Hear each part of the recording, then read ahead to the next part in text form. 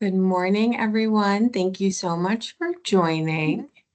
We'll get started in just a second as we wait for everybody to filter in from our lobby.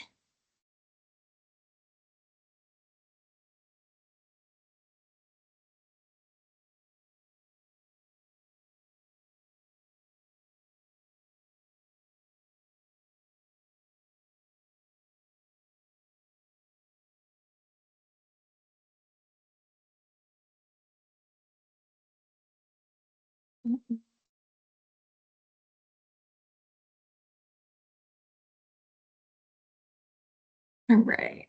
As I said, we'll get started in just a second, and I will reiterate as people continue to join us. Everyone has been muted upon entry. So just to make sure that you can hear me and ensure that we can have an interactive session today, let me know in the chat where you're located and which organization you join us from today.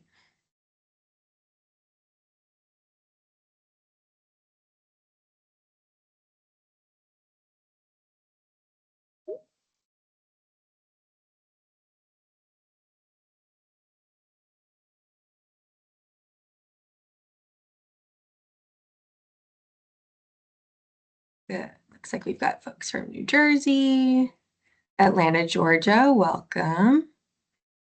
Ohio, Rhode Island, Boston. Some familiar places and names. So great to see everybody.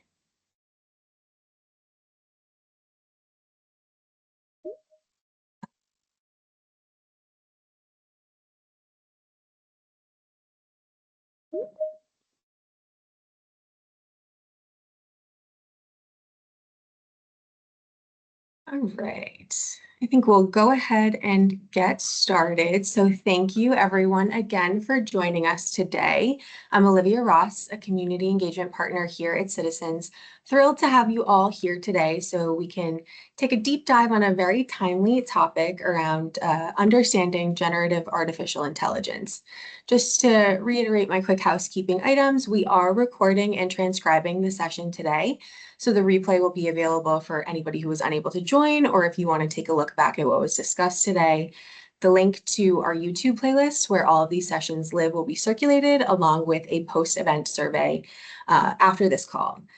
Everyone has been muted for the hour upon entry, but we do want to hear from you. So as I said, use the chat, let us know where you're joining from, the name of your organization, something that you're looking forward to learning today. As always, we hope that all of you find these sessions timely and relevant. We recognize that we're living in increasingly uncertain times, and at Citizens, we're committed to providing each of our nonprofit partners access to information and experts that help your organizations continue to deliver on the critical work that you do day in. So if you have a topic that you think would be a good fit for a future session, please do make sure to share. In terms of today's session, though, we're here to talk all things generative AI. And to kick us off, if Teams will let me, I'm going to do a quick poll just to gauge our group's familiarity with AI. So if we bear with me for just a second, I did load it as a draft, so hopefully you'll see it in a second.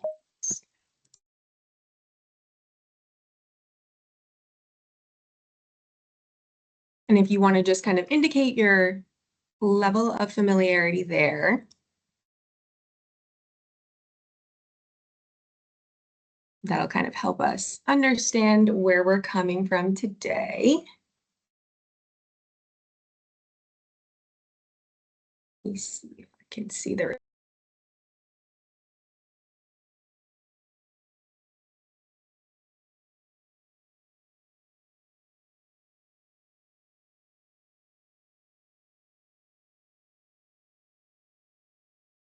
Let's see.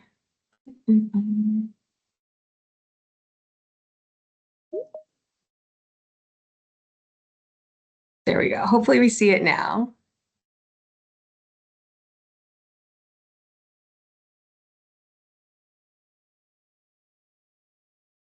All right, so right off the bat, looks like the majority of us are somewhat familiar, vast majority somewhat familiar.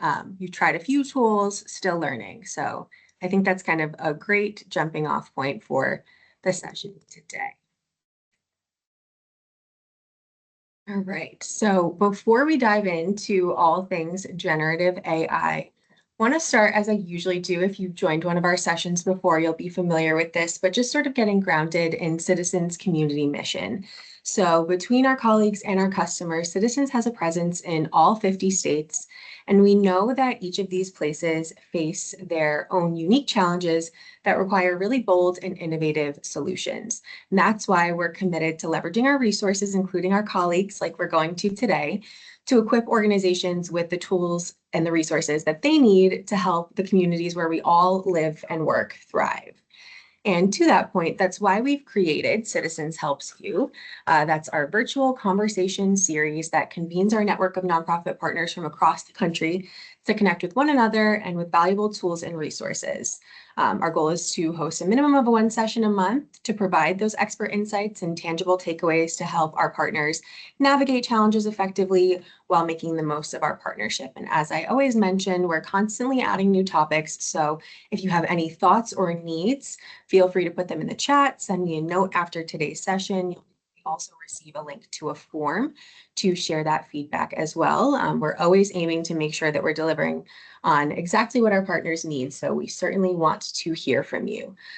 Back to today's session, though, I am going to turn it over to my colleagues, Antonio and Michael, to introduce themselves, and then Antonio will kind of kick us off and take it away. So, Antonio, thank you. Yeah, absolutely. Thank you. It's great to be here with all of you guys today, sharing a little bit of my knowledge and Michael's knowledge on generative AI. So I'm Antonio. I lead our generative AI program here at Citizens. I've been with the organization for just over 2 years, and that coincided with when we kicked off our generative AI program. I think we've had a tremendous amount of success in standing up a lot of foundational use cases and vendor embedded products, which goes into a major goal of this conversation is to understand how you guys can identify the right vendor solutions for your organizations. Let me pass it over to Michael to do a brief introduction on himself, and then we'll get into the material. Yeah, thanks, Antonio. I'm Michael Snedden. I'm in our HR analytics team. And so really how I support the organization by, helping develop strategies as to how we can measure what we do from a people perspective, but also like enterprise transformation strategies, including how we measure the impact of the Gen AI tools that we deploy throughout the company. Awesome. Thank you, Michael. And if we can go to the next slide, just to overview what we'll be talking about today. So pretty fun agenda, and I want to make sure we leave plenty of time for Q&A at the end. Would love to make this more of an interactive session. So first and foremost, we'll just go over what generative AI is. It's taken the world by storm, and there's a lot of new definitions of generative AI and agentic AI and all the stuff everybody's hearing about. But let's demystify that a bit, talk about where this new technology came from, and then we'll talk a little bit about how your organizations can effectively vet solutions for generative AI, depending on the size of your organization, what kind of tools you're looking to do or to leverage in your teams. And then I'll pass it over to Michael. We'll talk about measuring the impact of generative AI. I think it's an important subject. I mean, being a financial institute here, we obviously have to measure everything that we put into production. And I think Michael's team has done a great job of laying the foundation there for the organization. So really looking forward to having him share his expertise. Let's go ahead and jump in. We'll talk about the generative AI overview. So some of you guys may have seen this slide before. I think when ChatGPT came out end of 2022, this slide was everywhere. Generative AI is not a new concept. It's not a necessarily new paradigm shift in technology or artificial intelligence even. It's a continuation on the growth that we've seen since the 1950s and earlier even. If you think about Alan Turing and the Turing machine is one of the first examples of artificial intelligence. So this field has been around for a very long time. Artificial intelligence is kind of the larger umbrella of capabilities. And really, it's just training your computer systems to be able to perform tasks that a human would do, right? Some of the examples here are, like I mentioned, that Enigma machine with Alan Turing. It did code breaking, right? Before he came up with the machine, people were doing code breaking, but computers are a little bit more effective, a lot more effective, let's be honest, at that task and a lot of these other tasks. So computer systems that can do visual perception. So a lot of the self-driving cars that are hyped up right now are based on artificial intelligence and visual perception, speech recognition, the transcription service that we're using to record this call is an example of artificial intelligence that has been around for tens of years at this point. And artificial intelligence, and then as we kind of get deeper, right, and our ability to train these models more effectively, we start to get into machine learning. And machine learning is another kind of umbrella under the artificial intelligence kind of umbrella. So we'll call these like Russian nesting dolls, right? So we have artificial intelligence as the largest doll, and then underneath that we have machine learning.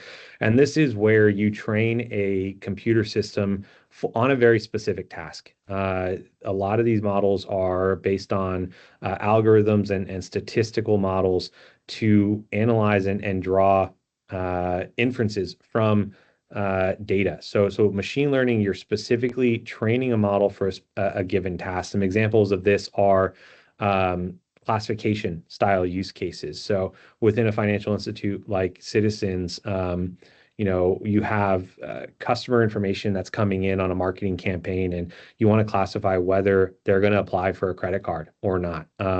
In websites, you have um, algorithms behind the scenes that determine whether a customer is going to buy a product based on the pages that they click through and how long they stay on the page. So these kind of classification problems are models and machine learning algorithms that get built specifically for a purpose. They're not incredibly extensible. You build them once and they're fit for purpose in that specific task, but you can't build a classification problem to predict the stock market. If you're training it on predicting consumer behavior, it won't go and tell you whether your flight is delayed. So these models have very specific use and they're very performant. But the next evolution that we saw was neural networks and deep learning, and these make machine learning algorithms even more, or the models that come out of machine learning even more performant and more accurate. These are extremely large connections of algorithms and nodes. So let me actually take a step back. I'm trying to explain this as well as possible here. Deep learning uses this technique called neural networks, and it essentially, the goal of it was to mimic how our brain works. And so for everybody who's familiar, right, our neurons in our brain, they get a signal, and if that signal reaches a certain threshold, that neuron fires or it doesn't. So, me talking right now, there's neurons going all over my brain, and based on, the signals that my brain is getting, certain words are coming out of my mouth. That's the idea and the theory behind deep learning and neural network architecture. And these have been around for quite some time. Neural networks, I think, were proposed in the 70s, if I'm recalling correctly. The trouble was that we didn't have the computational power at the time to actually execute on this theoretical architecture. And these became extremely popular in the late 2000s and early 2010s, where our compute power and graphic processor units or GPUs became available to process significant amounts of data quickly and effectively. And so that's where deep learning came from. And generative AI, with the advent of ChatGPT, was just another version of was just another version of a neural network. It is a specific architecture that's used behind the scenes to take in text and predict text. So it's interesting. We talked about the Russian nesting doll analogy. And you just see that each and every single step from artificial intelligence to machine learning to deep learning to generative AI was just a significant step in improving the performance of techniques and theories that have been around forever. So generative AI is really models that are built to take in text, and we'll get into a slide next that we'll talk about this a little bit more deeply, but take in what we call unstructured data, so text, images, voice recordings, and predict text, images, and voice recordings. So ChatGPT, all of these other tools that we'll talk about here in a minute are essentially reasoning machines that can take in a string of words and predict what the next word is going to be. And they do that over and over and over again until they complete sentences and create paragraphs and stories or videos and images. So it's an incredibly amazing technology. The amount of growth we've seen from artificial intelligence and that Turing machine, which was built specifically for cracking codes, to now having these generative AI models that are able to be extensible, right? None of us are training our own large language models or generative AI models. We're using these models trained on all of Wikipedia, and they're extensible to all of these other use cases, whether it's summarizing text, taking meeting notes, and being able to send out summaries of those meeting notes, or being able to more effectively classify text into categories. It's a truly remarkable technology that's made a huge impact on the entire world and how we operate here at Citizens, as well as hopefully how you guys in your organization will operate in the future. So I alluded to this briefly, but if we can go to the next slide.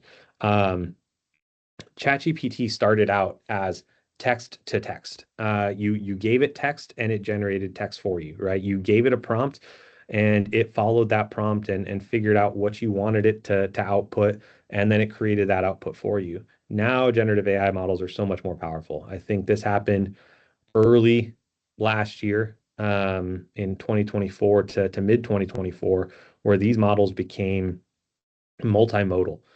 So not only can they do text to text, which is powerful in and of itself, but you can give it an image and have a ChatGPT or another model like a Gemini describe what's in that image for you. So now you're looking at image to text. You can also do text to image. I'm sure people have seen the news around the company who made an AI actress. And so now you have an ability to generate videos from input text. So it's just incredible the amount of gains we've made in this space over the last 2.5 years to go from a text to text model that was incredible in and of itself, but now they're so much more powerful. Text, image, speech, coding even, right? All of these are the next wave in how we can effectively use these tools. So that's a little overview of generative AI. And now I think the meat of this conversation is how do organizations effectively identify generative AI tools for their work? So if we go to the next page, actually 2 slides, I think from now, we'll jump into some of the key considerations. So again, these are incredibly powerful tools. And I know this is my field. This is a career I've chosen, but we have to be incredibly wary and choose the right tool for the job. And we can't just buy into the hype for hype's sake. I think, you'll hear the salespeople from, your OpenAIs or Googles or Metas really sell, the art of the possible with these things. But as organizations who have to use these on a day-to-day basis, we have to be aware that they have limitations.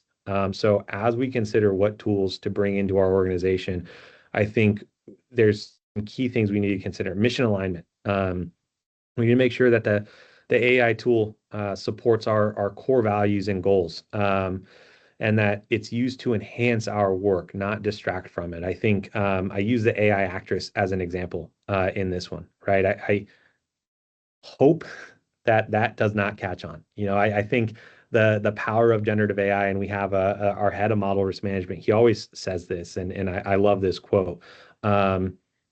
He wants us to use AI to do the laundry and dishes so that we can free up our time for more creative and interesting work, music, art. He doesn't want AI to do the music and art so that we can do more laundry and dishes. So as you guys are looking at tools, identify where in your organization, the laundry and dishes of your work is the stuff that, you hope to clear off your plates so that you can then work on the stuff that you guys really enjoy. And that's, I think, mission alignment is key there. The next one, data privacy and security. And I'm not going to go through all of these. It's a pretty long list. And I, again, want to make sure we have time for questions. But data and privacy and security is absolutely important. We're a financial organization. Michael and I know as we're building models, we do not want there to be a chance that our customer information or employee information in Michael's case, because he works with HR analytics, goes into these models and then can be shared and proliferated as answers in other situations. So as you guys are exploring these, I think data privacy and security is absolutely important. Understand, where your data is going. What are the data points that you're putting into this tool, and what is the data that you're getting out of it. As I scroll through the rest of this, I think cost and licensing is obviously important for not nonprofit organizations, and we'll go into a little bit of tools that you guys can use that range from maybe free applications like your ChatGPTs and Geminis to pay-per-use applications. But take a look at that cost and licensing. I will tell you, these generative AI firms do not make it easy to calculate the costs in certain instances. I mean, you look at AWS and Azure, which are hyperscaler cloud providers. They charge you per 1 million tokens. And what does even a token mean, right? It's like a 2 to 3 character chunk in your paragraph. So if I put a paragraph in here, how many tokens is that even? Is that 10 tokens or is it 50 tokens? And then they also have, per character count. Some folks use units is what they call them. And the unit can be, one request or 10 requests per prompt you put into the chat. So make sure you're paying attention to those costs and licensing and how that works behind the scenes so you guys can effectively pick the right tool for you.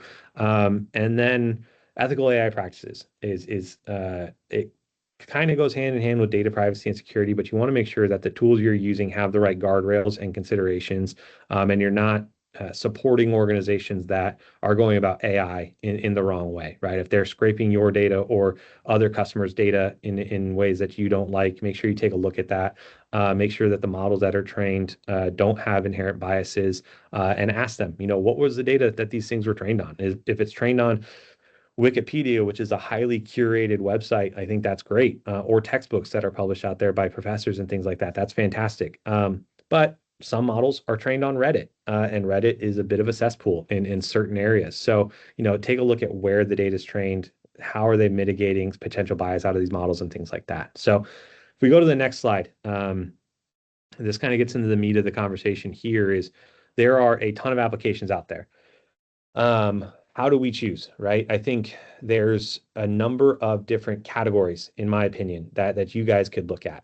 So there's your general chatbots. So chatbots are things like ChatGPT, Copilot Chat, and Gemini, and these are what most people are familiar with when we say generative AI.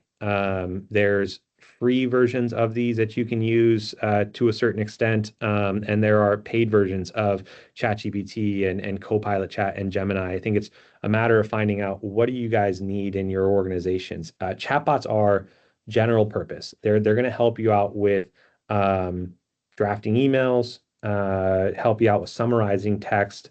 They're going to help you out with some image generation. But it's all within that chat window, so the functionality is a little bit limited, which gets us into multi-use tools. Multi-use tools are applications that are built that have a number of different purposes. I think we have a couple examples here. M365 Copilot. This is generative AI that is integrated into all of your Office products. So if you guys use Office products, M365 Copilot, which isn't free, they have enterprise licenses available, but it will work with PowerPoint and Excel. And it's not just stuck behind a chatbot that you then have to copy and paste and post into whatever format, whether it's your Gmail or Outlook or whatever. These will integrate seamlessly into that, as well as GPT for Enterprise. They have connectors to various tools and things like that that a lot of organizations use. Again, PowerPoint, Excel, Word.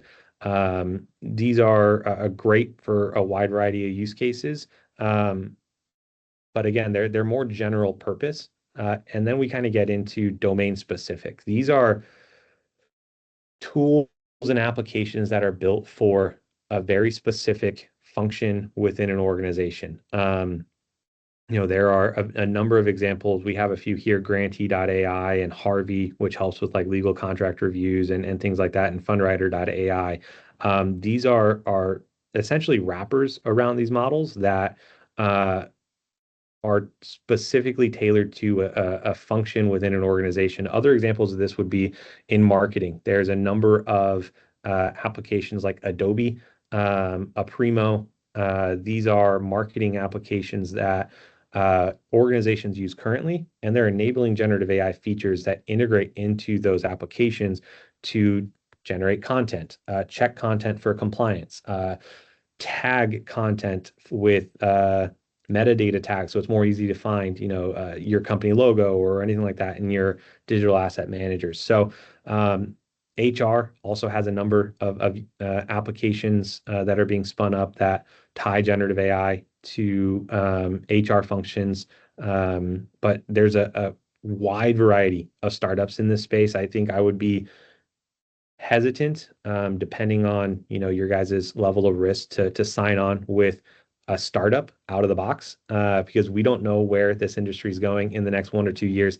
Are they going to get swallowed up by a bigger fish? And then you're working with a different organization. But domain specific applications are incredibly helpful. Again, let's talk about those laundry and dishes. If you have certain things in your organization that you just want to get off your plate and find efficiencies with generative AI, there's a lot of great domain specific tools out there to help with that. And then we get into commercial AI platforms, and depending on the size of the organization, commercial AI platforms can range from, or they're typically multi-purpose, build your own generative AI capabilities. So a couple of examples here is Salesforce Agentforce. So if your organization leverages Salesforce for customer relationship management, they have Agentforce where you can build customized solutions for your specific processes and procedures. Caveat that a lot of these commercial AI platforms are going to be more expensive, depending on your usage, but then they also require a high level of skill to be able to stitch together generative AI tools that work effectively for your domain. Copilot Studio is another one. It comes with the M365 Copilot licenses, but you have to know kind of how you want your process to flow and where you want generative AI to mix in order to make the most of these tools. So if you have tech savvy folks on your teams, this would be a great option to build a solution that's tailored for your organization and your processes. So that's really the overview we have on how to select vendor products. And I mentioned it a couple times, but I think the most important thing is to be able to bring these vendor products into your organizations, especially if they cost money, and be able to measure the impact. How much of that laundry and dishes are they taking off your plate? So for that, I'm going to pass it over to Michael to overview how we can measure generative AI. Yeah, thanks, Antonio. That was a great overview. And I'm kind of going to tag on to a little bit about what you said around you hear a lot of hype from the Metas, the open AIs of the world about everything that AI can do. There's also a lot of noise and articles and research out there about all of the ways that AI is failing. And one study in particular that I think, made it pretty wide was this MIT study that said 95% of AI pilots fail. And really, when you get into that, it's not all about the quality of the tool or what the AI can do. Like as Antonio said, these are incredibly powerful, but it is about the way you deploy the tool in your organization, the way you support the people that are using the tool. And so, yeah, sort of around that, and also related to a lot of the considerations Antonio walked through when selecting a tool, we developed a measurement framework that kind of paints a comprehensive picture of the total impact that the Gen AI can have on your organization. And so, Olivia, if you want to flip to the next, um, we identified 5 different areas that we think are valuable to measure for every AI tool. And so like delivery and output would be the first one. And this is essentially how accurate is the tool? How well does it work? Just from a platform and reliability perspective, do you trust the output? Adoption, innovation, this is all about measuring the use of the tool. So how many people use it? How often are they using it? Do they themselves find it valuable? Impact and ROI, this is, what is this doing to your business? How much time is it freeing up? Is it improving the quality? If you're using this to like generate content, does that AI assisted content get more clicks or more likes when you post it? Um, Talent and culture, this is how does this impact your workforce? Everything from do you have the skills to use the AI? Do you have the skills to build some of those more custom like AI agents that Antonio just talked about? But also, how does this impact your employees' satisfaction, their engagement, their morale, and their perceptions of the future as well? And then risk and governance is all around how are we ensuring that we're deploying AI safely and responsibly, which gets to sort of both the topics Antonio talked about earlier, which is the ethical considerations around, bias and things that you need to watch out for when using the tools, but also the data security and the technical elements of risk. Um, and so kind of how we deploy this and how we use this is when we have these new AI products or use cases that the business is bringing forward to us. We actually have in addition to partnering with Antonio's team, we have a team that sits within HR. We call it our talent and change team, which in addition to thinking through how do we need to train our colleagues on how to use this tool or how the process is going to change around this tool, and what sort of support and change management do we need to provide around that. We also consult with the leaders to help identify metrics that span across all of these categories.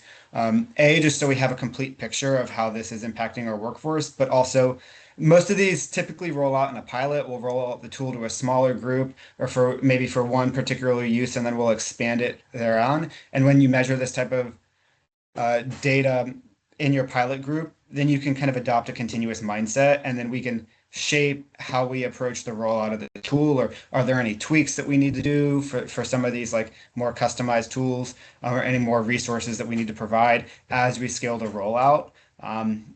And measuring across all of these areas just really allows you to pinpoint, if there are barriers to using the tool, where are those, and what can you do to best address those? And so on the next slide, I have kind of listed out, these are just a couple of things that we've done internally at Citizens, and not comprehensive, not prescriptive by any means, but I took a couple examples. One would be like that Microsoft M365 Copilot, that's the enterprise license. So we've deployed that in Citizens, and that's an example of one of these multi-use tools that, right, has a wide array of use cases.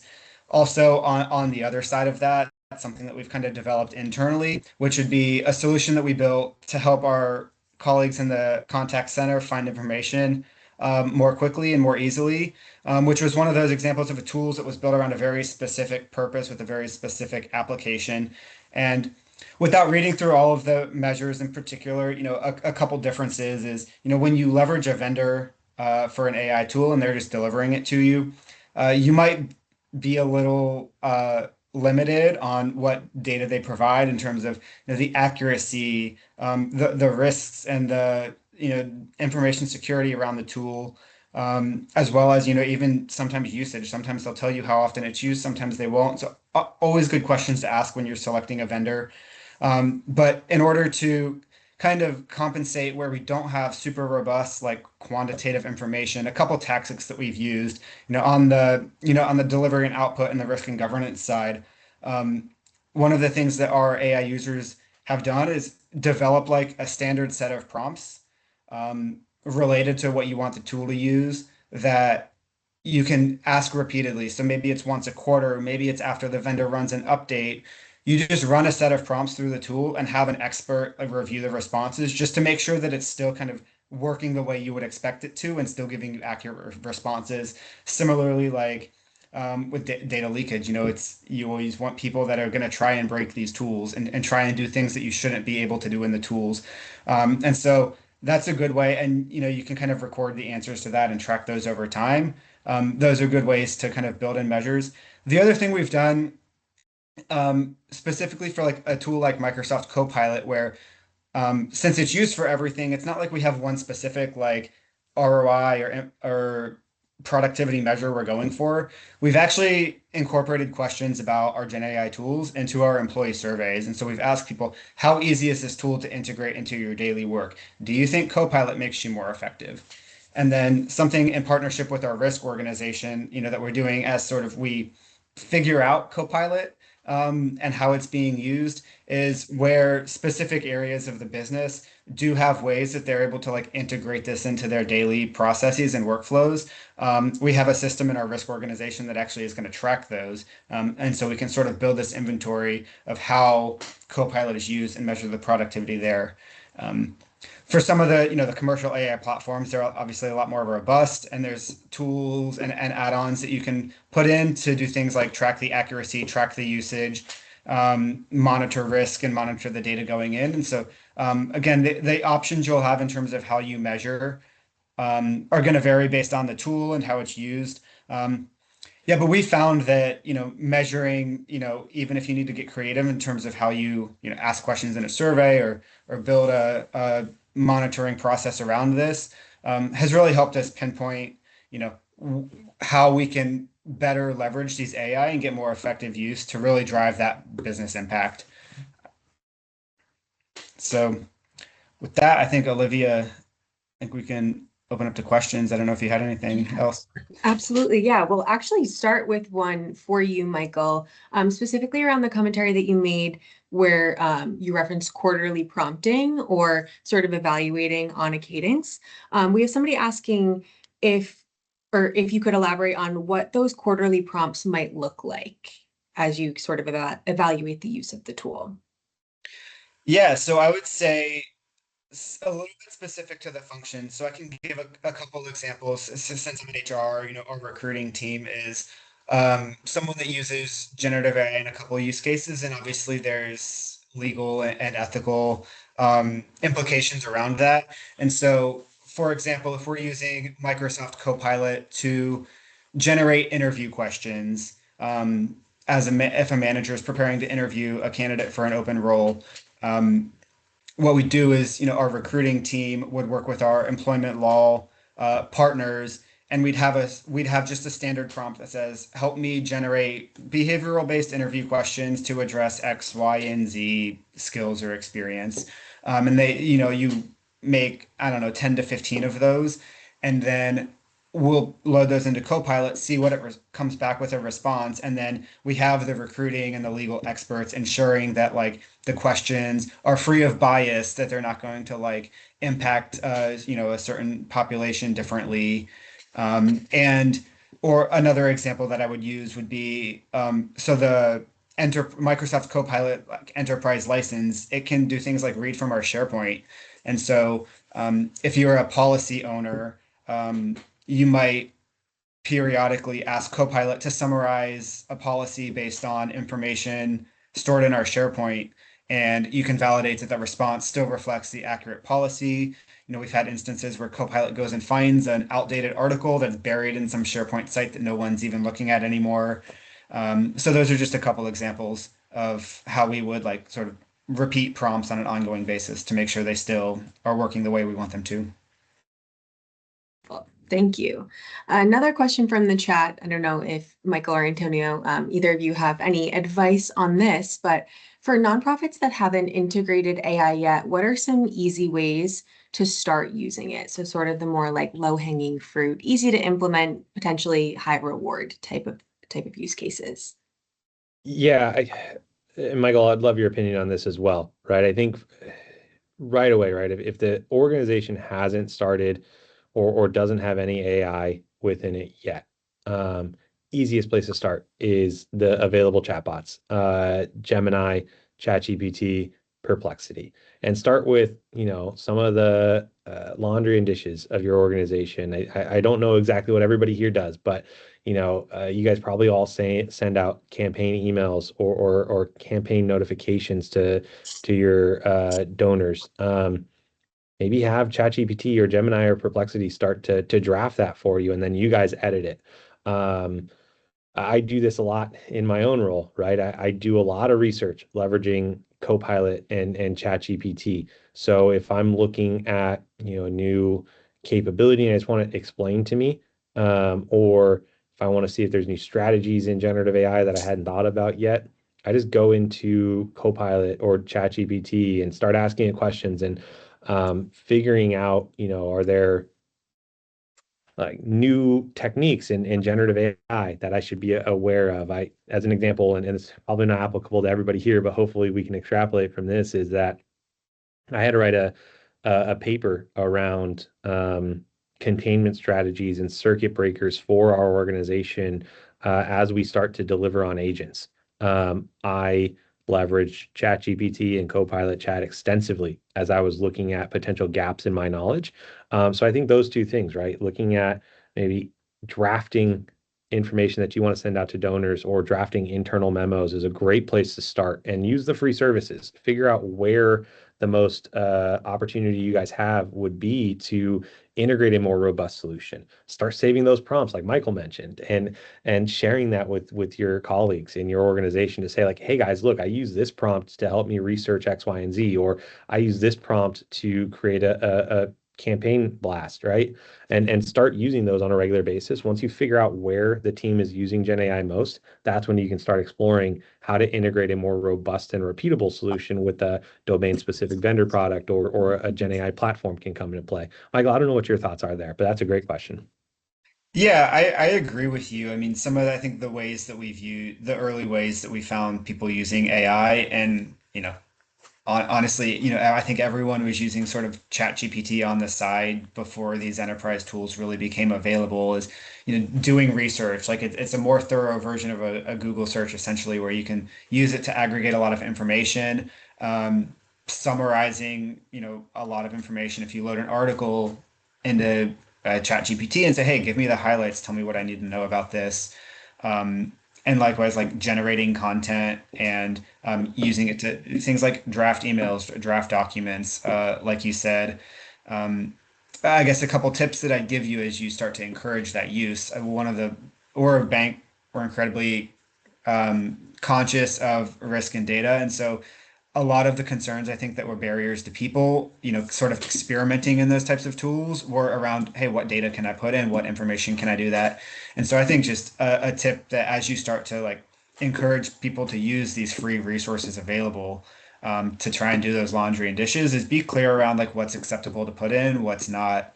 And then things like, you can replace, when I first started, this was at my last organization when ChatGPT first came out, I would always just like replace my company's name with the word company, um, just out of caution. And so, tips and tricks to manage, like what can you put in, what do you want to keep out? But yeah, the free chatbots are a great place to start. And then what we found is that, you know, as you start to experiment, you start the demand and the uses will sort of evolve from there, and your the people in your organization will just kind of figure out what it works well and not well for, and then they'll eventually come up with more and more ideas about how to scale it.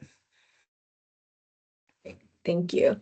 And sort of separate but somewhat related in terms of helping to increase knowledge in the space, do either of you have any sort of free courses or podcast recommendations that you could share with the group that might enable them to continue learning about different tools and how to best implement them? Oh man, that's a great question. I personally love YouTube. There are a number of I couldn't tell you guys exactly who, because I typically just type in some generative AI concept that I want to learn a little bit more about into YouTube, and there's probably 5 or 6 videos at least that pop up on it. So, if you guys are looking at, how to learn a little bit more about generative AI, it all depends on your guys' interest, right? If you want to get into the weeds of how these things work and how you guys can build your own, I know YouTube has a number of great courses on there, some from the hyperscalers like your AWS and Microsoft, IBM and NVIDIA. They have YouTube channels that go into the weeds, but then they also have YouTube videos that are more business focused. So how can people integrate AI into their day-to-day? IBM has a number of videos on, integrating AI into the business and ideating on potential use cases within a business setting, that's where I would start. And as you guys want to continue to learn, you can go from some of those business focused courses to some of the more in the weeds. How do these things actually work behind the scenes? If that's your guys' interest, I know personally that's what I do, but I probably on the nerdier side of things when it comes to my YouTube video history. Michael, what about you, man? Yeah, I agree with you. It was always YouTube's always my go-to. There's just a ton of information. Another thing that we've tried to sort of push internally is ask ChatGPT about itself. Yeah. Our Microsoft team, or, one of the things that they always share when I hear them talk about Copilot to groups is Copilot is really, really good at telling you how to use Copilot. And so consider these Gen AI tools as a mechanism of learning in and of themselves. Great. Thank you. One question that we might have answered a little bit, but from the chat, Monique is asking, should we be careful with the material we put in the chat to prevent it from being replicated? And what's the best way to use these tools if this person's worried about plagiarizing? It's a great question. And absolutely, be very wary of what you are putting into the chat, especially if the organization is starting with some of these free chatbots. I think Michael alluded to it in his answer. If you're using a free chatbot, you're basically giving those companies permission to use your inputs to future train their models and to validate that their model's working as intended. So if you're leveraging a free chatbot, definitely make sure that you're not putting any sensitive information in there, donor information or anything like that, that you wouldn't want getting out or being used to train a model downstream. If you guys are partnering with vendor applications, you should have the right legal protections in your contracts with those organizations that stipulate that they will not use your data for training purposes. So if you guys purchase M365 Copilot licenses, as an example, or an enterprise ChatGPT, make sure that the language is in there that they won't use your inputs or outputs.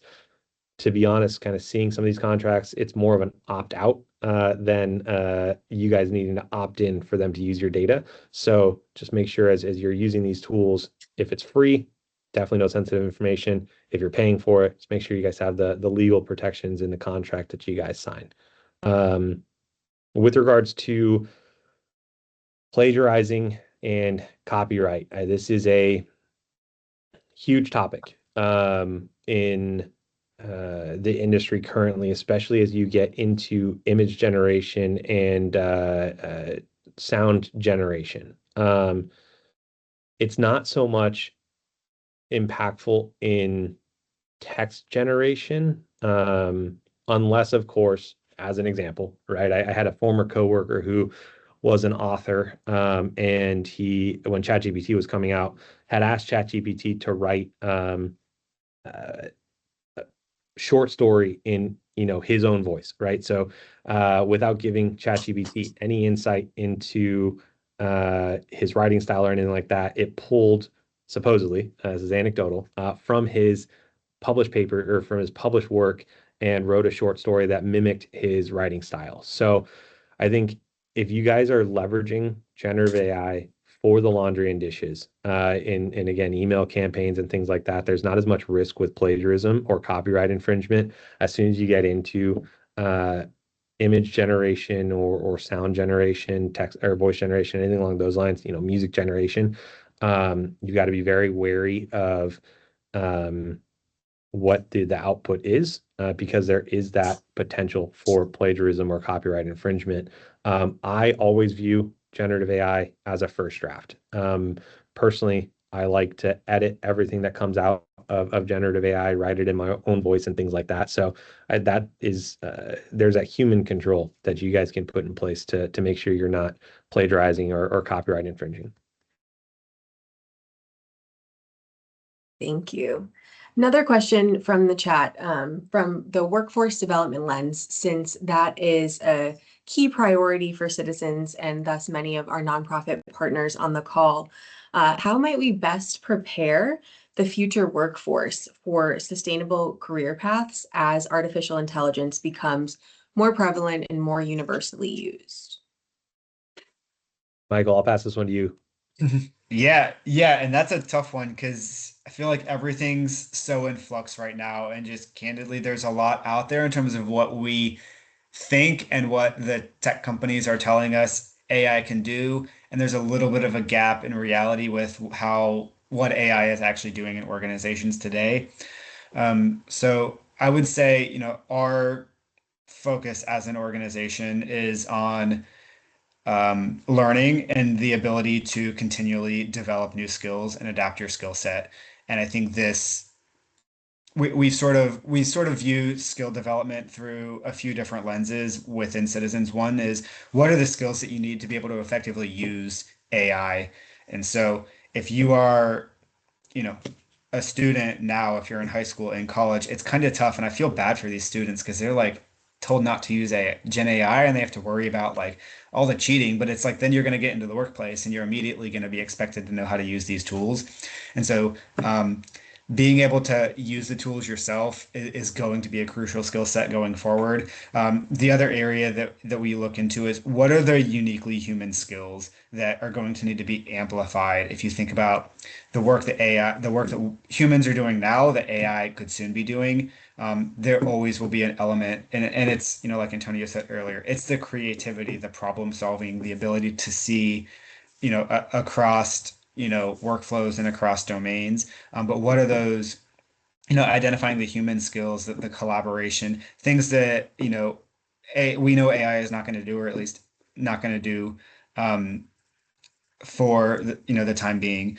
Um, and then also, I just think like, and as I've talked to, younger people that are thinking about where they want to go in their careers, just understanding the massive amount of work that needs done from an infrastructure perspective. Like Antonio talked about, like a lot of these technologies have been around for a long time, but we didn't have the processing power to make it happen. And so I mean, obviously, millions and trillions of dollars are going into data centers development right now, and so I think that's another place to look is, what is going to be required in order to advance some of these AI agendas, and how do we build the skills to meet those needs?